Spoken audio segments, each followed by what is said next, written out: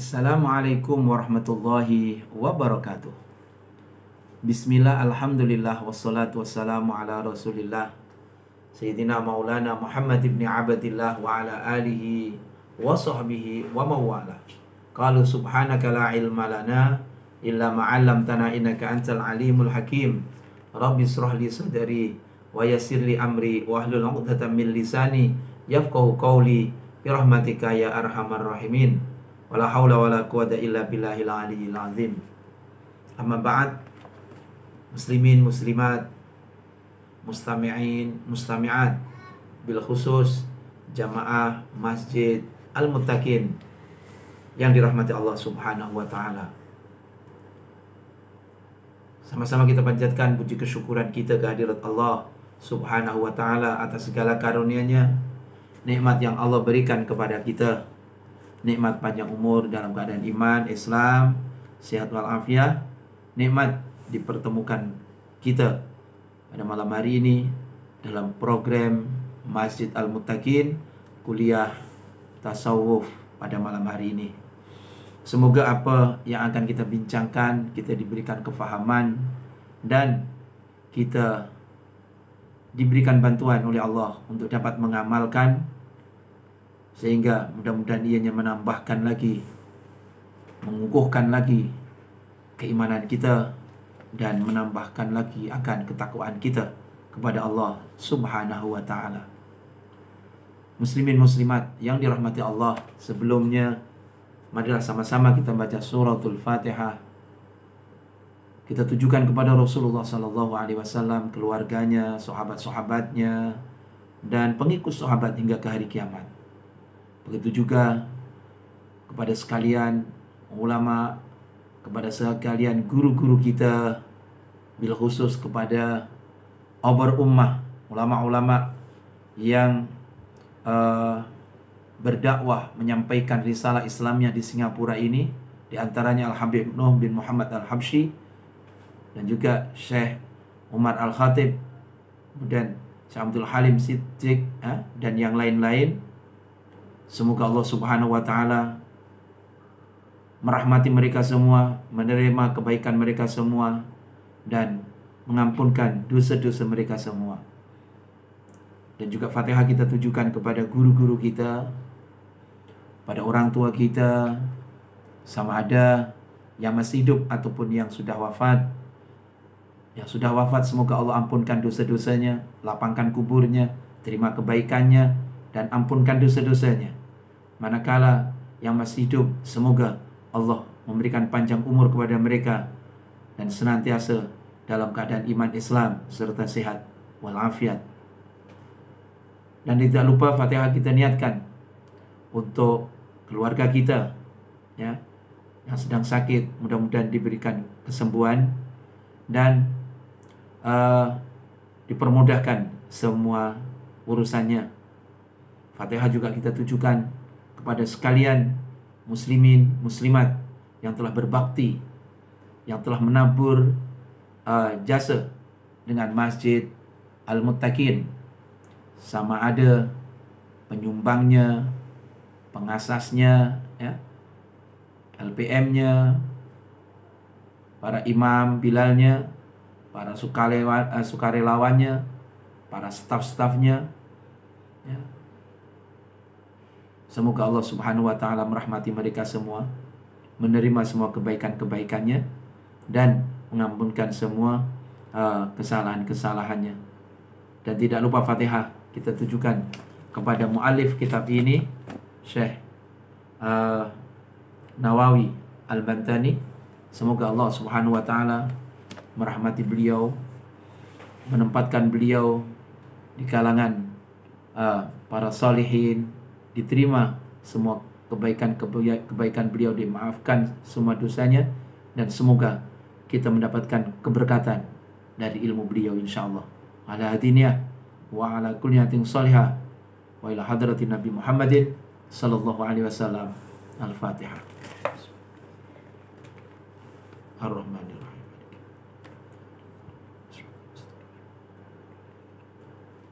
Bismillahirrahmanirrahim. Alhamdulillahirabbil alamin. Wassalatu wassalamu ala asyrofil mursalin Sayyidina Muhammadin wa ala alihi wa sahbihi ajma'in. Ya Rahman, Ya Rahim, Ya Latif, Ya Karim, Ya Allah, Ya Azim, Ya Fattah, Ya Alim. Iftah qulubana wa qulub ahlina wa dhurriyyatina bi futuhil arifin. Wa faqihna fid din wa alimna ta'wil wahdina ila sawa'is sabil.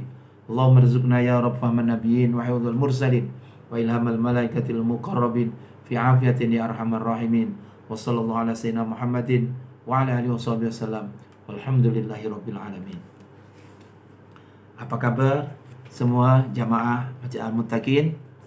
Semoga Anda semuanya senantiasa dalam lindungan Allah Subhanahu wa taala, dalam naungan rahmat Allah Subhanahu wa taala insyaallah. Amin ya rabbal alamin. Baik, kita sambung kuliah kita, yaitu tajuk pada malam hari ini 10 golongan yang tidak diterima solatnya. Ya, 10 golongan yang tidak diterima solatnya. Kita senantiasa mengharap solat kita diterima oleh Allah Subhanahu wa taala. Maka selalunya dalam penutupan solat, sama ada Bilal ataupun imam akan berdoa, Rabbana taqabbal minna solatana. Ya Allah, terimalah solat kami. Terimalah solat kami, terimalah puasa kami, terimalah amalan kami. Nah ini. Tapi dalam pembahasan kita pada malam hari ini terdapat 10 golongan yang tidak diterima solatnya. Mudah-mudahan kita diselamatkan. Mudah-mudahan kita tidak menjadi salah satu di antara 10 golongan yang tidak diterima solatnya. Nabi Muhammad SAW bersabda, Asratu nafarin la yaqbalallahu ta'ala salatahum rajulun shalla wahidan bi ghairi qiraatin wa rajulun la yu'addi zakata wa rajulun ya ummu qauman wa hum lahu karihun wa rajulun mamlukun abikun wa rajulun syaribul khamri mutamminun wam ra'atun batat wa zawjuha sakhitun 'alaiha wa imra'atun khurratun tusalli bi ghairi khimarin wa akilur riba wal imam al jair wa rajulun la tanhahu salatu 'anil fakhsya'i wal munkari la yazdadu minallahi illa bu'dan. Yang bermaksud ada 10 golongan, ya. Ada 10 golongan yang Allah tidak akan menerima solat mereka, ya. Na'udzubillah min dzalik, ya. Kita berlindung kepada Allah dari menjadi golongan yang tidak diterima solatnya. Siapa mereka 10 golongan itu? Yaitu orang yang sholat sendirian tanpa membaca surah Al-Fatihah. Nah, sholat sendirian tapi tidak membaca surah Al-Fatihah, maka sholatnya tak diterima. Sebab Al-Fatihah merupakan salah satu rukun qauli dalam sholat. Jadi dengan demikian sholat tak akan sah tanpa adanya Fatihah. Kalau kita sholat sendiri, sholat sendirian. Manakala kalaulah kita menjadi makmum, ulama berselisih pendapat. Ada pendapat yang sama ada makmum atau imam kena membaca suratul Fatihah. Ada pendapat yang mengatakan bahawa Fatihahnya makmum sudah ditanggung oleh imam, ya. Maka dalam pembahasan ini khas untuk mereka yang sholat sendirian tidak membaca suratul Fatihah, maka sholatnya tak diterima, tak sah. Nah, jadi Allah tak akan terima bagi seorang yang sholat yang tidak membaca suratul Fatihah. Sebab solatnya tidak memenuhi rukun. Nah, sedia maklum bagi kita, rukun solat ada 3 macam. Ada rukun qalbi, ada rukun qauli, ada rukun fi'li. Rukun hati, rukun sebangsa hati yaitu niat.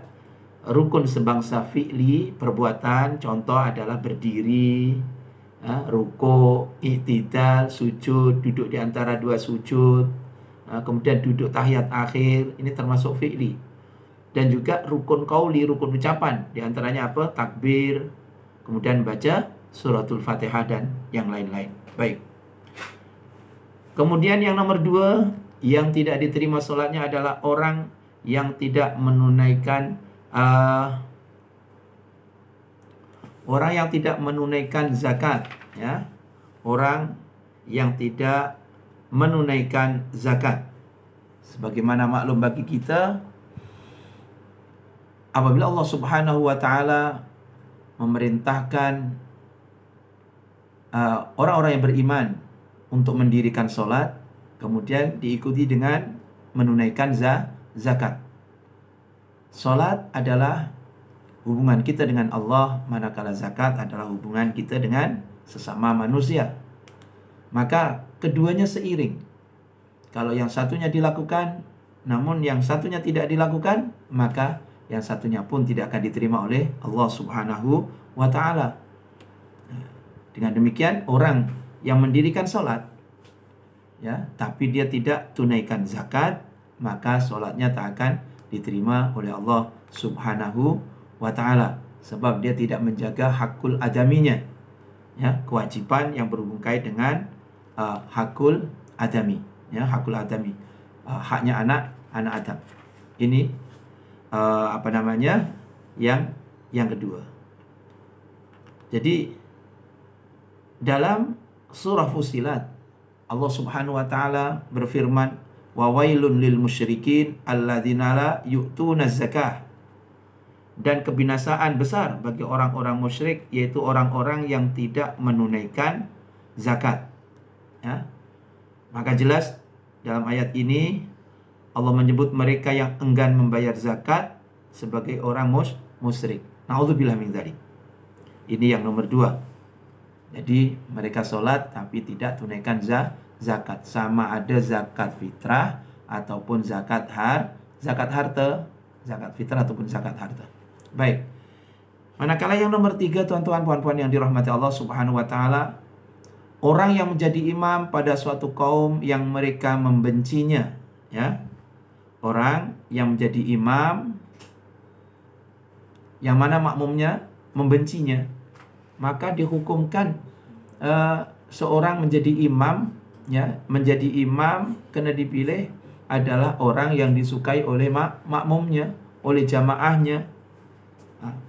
Maka makruh seseorang apabila dia menjadi imam sedangkan jamaahnya memang tak suka dengan dia, ya, dia tak suka, jamaahnya itu tak suka, ya, dia memaksakan diri untuk menjadi imam, sedangkan mereka tahu, ya, dia tahu bahwa makmumnya tak suka, benci dengan imamnya itu. Maka jelas yang di kemungkinan besar apa yang terjadi adalah akan mengganggu kekhusyuan makmumnya. Nah, ini oleh yang demikian tak seharusnya seseorang yang sudah tahu dirinya dibenci oleh jamaahnya, dibenci oleh makmumnya, dia mengimamkan sholatnya. Baik. Kemudian tuan-tuan yang dirahmati Allah Subhanahu wa taala, di antaranya lagi adalah hamba sahaya yang melarikan diri, ya. Hamba sahaya yang melarikan diri daripada tuannya, ya. Sebab hamba sahaya yang melarikan diri daripada tuannya itu dia dalam keadaan maksiat, sebab dia melarikan diri daripada tanggung jawab kepada tuannya. Dalam satu hadis Rasulullah sallallahu alaihi wasallam menyebutkan, idza abaqal abdu lam tuqbal lahu salatun, wa fi riwayatin faqad kafara hatta yarji'a. Yang bermaksud, jika seorang hamba sahaya lari dari ataupun kabur, ya, lari daripada tuannya, maka tidak diterima salatnya. Dalam riwayat yang lain disebutkan maka kafirlah ia sehingga dia pulang semula, yakni ke pangkuan apa? Tuannya. Sebab ketaatan seorang hamba kepada tuannya adalah satu kewajiban. Maka itu kalau kita lihat dalam hubung kaitannya dengan sholat Jum'ah, hamba tidak diwajibkan sholat Jum'ah, ya. Hamba tidak diwajibkan sholat Jum'ah. Seorang hamba, maka itu salah satu syarat wajibnya sholat Jum'ah adalah seorang yang merdeka, ya. Maka seorang hamba tak wajib, dia lebih diwajibkan untuk mengabdikan diri kepada menunaikan tanggung jawab sebagai seorang hamba kepada tuannya ataupun kepada majikannya.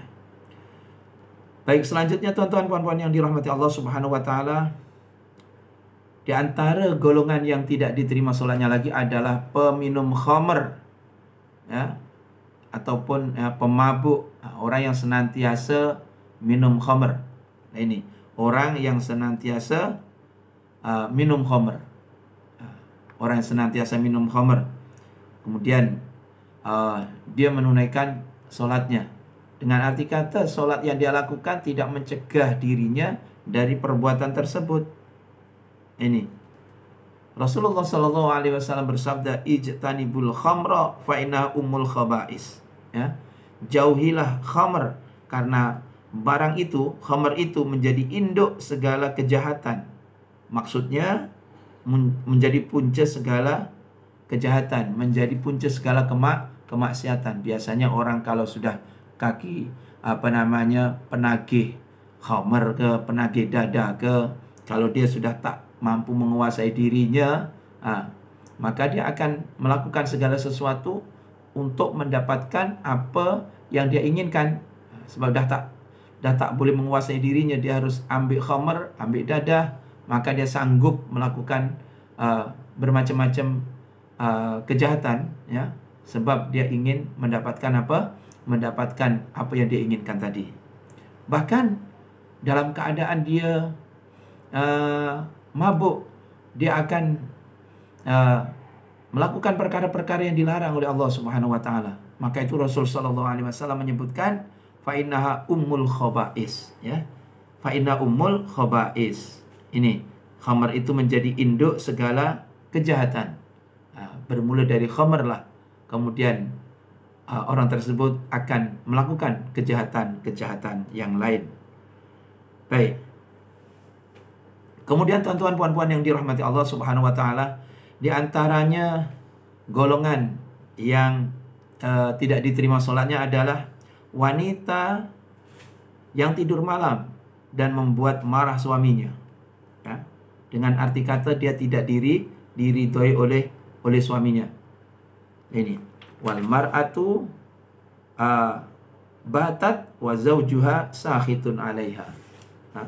Seorang wanita yang yang tidur malam tidak direstui oleh suaminya. Dalam hal ini Rasulullah Shallallahu Alaihi Wasallam bersabda, salah satu la yaqbalullahu lahum sholatan wala tus'adu lahum ila sama as-sukran hatta yasihu wal mar'atu asakhitu 'alaiha zawjuha wal 'abdu al-abiku 'ala maulahu hatta yarji'a fayadau yadahu fi yadai mawalih, ya, yang bermaksud 3 golongan Allah Subhanahu wa taala tidak akan menerima solat mereka dan solatnya tidak akan naik ke langit, ya, tidak diterima dan tidak akan naik ke langit solatnya, tidak akan dibawa naik ke langit, ya. Siapa 3 golongan itu? Yaitu orang yang mabuk sehingga dia sadar diri. Jadi solat dalam keadaan mabuk, maka solatnya tak diterima oleh Allah. Kemudian wanita yang dibenci suaminya. Kemudian hamba sahaya yang kabur, yang lari, ya, dari tuannya sehingga dia pulang dan menyerahkan diri kepada tuannya. Ini tentang 3 golongan, ya, yang tadi solatnya tidak diterima. Baik, kemudian tuan-tuan puan-puan yang dirahmati Allah Subhanahu wa taala, di antaranya lagi golongan yang tidak diterima solatnya adalah wanita dewasa yang sholat tanpa memakai penutup aurat, ya. Jadi dalam keadaan normal, dalam keadaan biasa tidak menutup aurat. Sebagaimana maklum bagi kita, salah satu daripada syarat sah salat, ya, salah sah salat adalah menutup aurat, satrul aurah, ya, menutup aurat. Ini berlaku sama ada seorang laki-laki ataupun perempuan yang menutup aurat. Jadi menutup aurat berarti apa? Auratnya mana? Auratnya adalah seluruh anggota kecuali tapak tangan dan wajah. Pengertian satru menutup aurat berarti menutup anggota tadi, seluruh tubuh kecuali wajah dan telapak tangan itu dengan menggunakan kain yang tidak tembus pandang, dengan arti menggunakan kain yang menutup warna kulit. Walaupun menggunakan kain tapi masih warna kulitnya masih nampak, maka tidak sah, ya, masih nampak warna kulitnya. Baik, itu diantaranya. Jadi mesti menutup aurat dalam keadaan normal, dalam keadaan normal.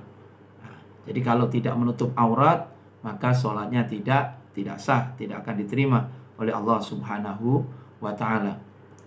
Baik, adakah mereka yang sholat tanpa menutup aurat? Sebagian ulama mengatakan memang dia nampaknya itu menutup aurat, tapi yang dipakai itu pakaian yang ketat, yang masih memperlihatkan bentuk lekuk tubuhnya. Ini, maka itu syaratnya menutup aurat itu ada dua. Pertama adalah menutup warna kulit. Kemudian yang nomor dua adalah menutup bentuk lekuk tubuhnya. Ini, maka seakan-akan walaupun dia pakai baju, tapi dihukumkan seperti tidak tutup aurat, sebab dia masih menunjukkan bentuk lekuk tubuhnya tadi. Baik, kemudian tuan-tuan, puan-puan yang dirahmati Allah Subhanahu wa ta'ala, selanjutnya di antara golongan yang tidak diterima sholatnya adalah pemakan riba, ya. Orang yang pemakan riba. Ini, pemakan riba. Ahallallahul bai'a wa harramar riba. Allah halalkan jual beli dan Allah haramkan riba. Dan satu di antara bahayanya pemakan riba, orang yang memakan riba adalah tidak akan diterima sholatnya. Kemudian tuan-tuan, puan-puan yang dirahmati Allah Subhanahu wa ta'ala, selanjutnya adalah pemimpin yang melencong, ya, al-jair, pemimpin yang zalim, ya. Sebagaimana maklum bagi kita, kalau pemimpin yang adil mendapatkan kedudukan yang tinggi di sisi Allah Subhanahu wa ta'ala. Pemimpin yang adil akan mendapatkan naungan di bawah aras Allah Subhanahu wa ta'ala nanti di mahsyar, yauma la zilla illa zilluh, di hari di mana pada hari itu tidak ada tempat bernaung kecuali di bawah naungan aras Allah Subhanahu wa ta'ala. Maka pemimpin yang melencong, pemimpin yang zalim, maka solatnya tidak akan diterima oleh Allah Subhanahu wa ta'ala. Baik, kemudian tuan-tuan, puan-puan yang dirahmati Allah Subhanahu wa ta'ala, di antaranya lagi adalah orang yang solatnya tidak dapat berfungsi sebagai nahi anil munkar, yang tidak bertambah dari Allah, melainkan semakin tambah jauhnya saja. Na'udzubillah min dzalik. Ini golongan yang terakhir yang solatnya tidak diterima adalah golongan yang mana solatnya itu tidak mencegah dirinya daripada melakukan perkara fahsya dan mungkar. Bahkan golongan yang seperti ini akan semakin tambah jauhnya daripada Allah Subhanahu wa ta'ala. Memang dalam Al-Quran Allah Subhanahu wa ta'ala berfirman, inna sholata tanha anil fahsya'i wal munkar, ya. Inna sholata tanha anil fahsya'i wal munkar. Sesungguhnya solat itu mencegah perbuatan keji dan mungkar. Maka dengan demikian, kalau sekiranya solatnya itu, ya, solat seseorang itu tak dapat mencegah dirinya dari perbuatan mungkar, dari perbuatan yang keji, bahkan justru, ya, menjadikan dirinya semakin jauh daripada Allah Subhanahu wa ta'ala, maka sholatnya tidak terima. Na'udzubillah min dzalik.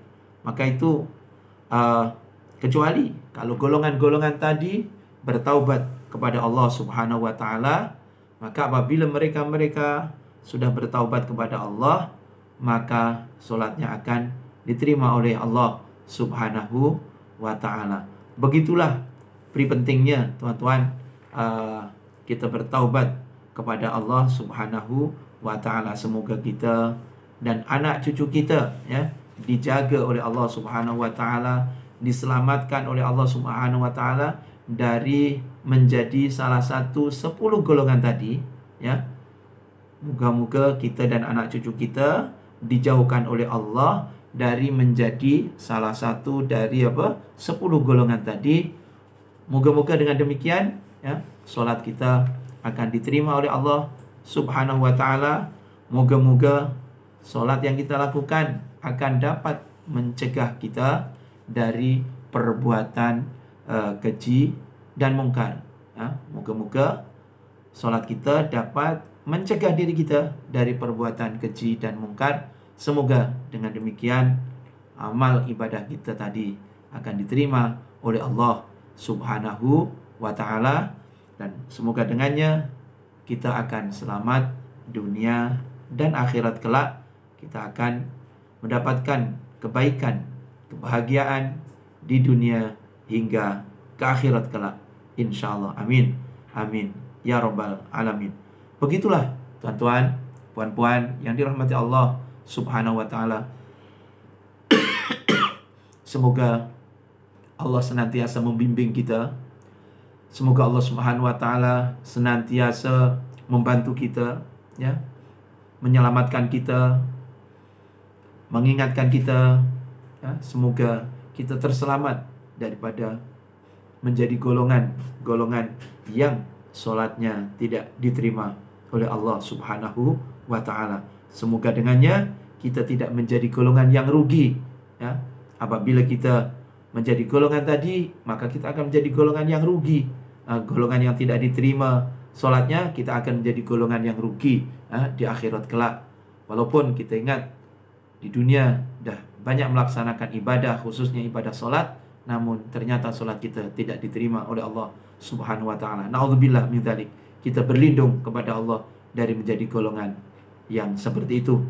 Dalam masa yang sama, justru sebaliknya, moga-moga Allah Subhanahu wa ta'ala senantiasa membimbing kita, menyelamatkan kita, ya, membimbing kita ke jalan yang lurus, jalan yang diridhoinya, sehingga mudah-mudahan kita senantiasa dalam bimbingan Allah untuk menjadi golongan, ya, yang diterima solatnya, sehingga kita mendapatkan fid dunya hasanah wa fil akhirati hasanah.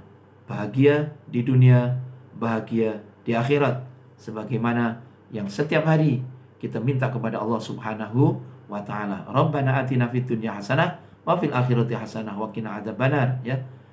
Minta kepada Allah semoga diberikan kebaikan, kebahagiaan di dunia dan kebahagiaan di akhirat, dan diselamatkan daripada api neraka, insyaallah. Amin.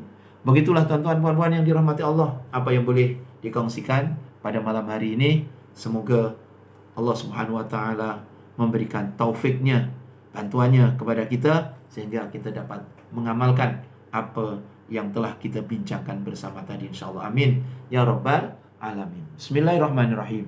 Alhamdulillah rabbil alamin, wassalatu wassalamu ala asyrofil mursalin sayyidina Muhammadin wa ala alihi washabihi ajma'in.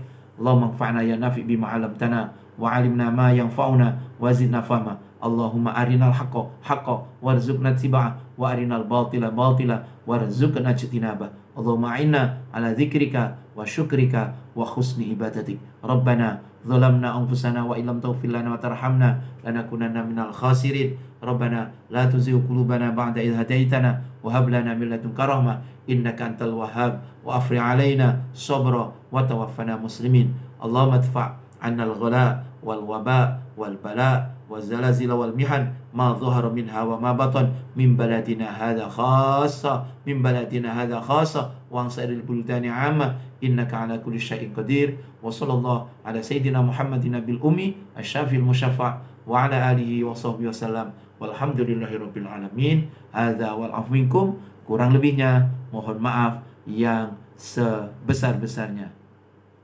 InsyaAllah kita jumpa pada hari dan waktu yang sama, InsyaAllah. Sekian. Assalamualaikum warahmatullahi wabarakatuh. Terima kasih.